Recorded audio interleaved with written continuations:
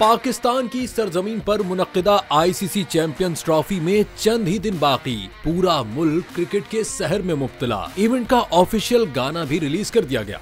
ICC champions trophy के कामयाब इनेकाद के लिए पाकिस्तान क्रिकेट बोर्ड कोशा है।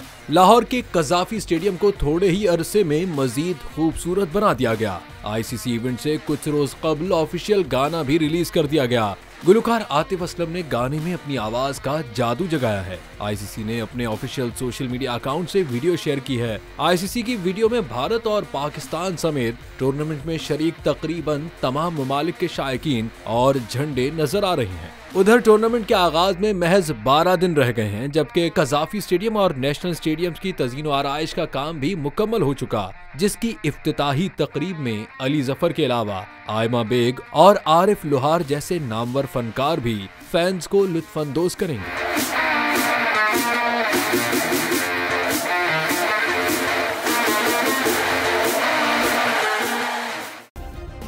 सब्सक्राइब करें और बेल दबाएं ताकि कोई खबर रह न जाए।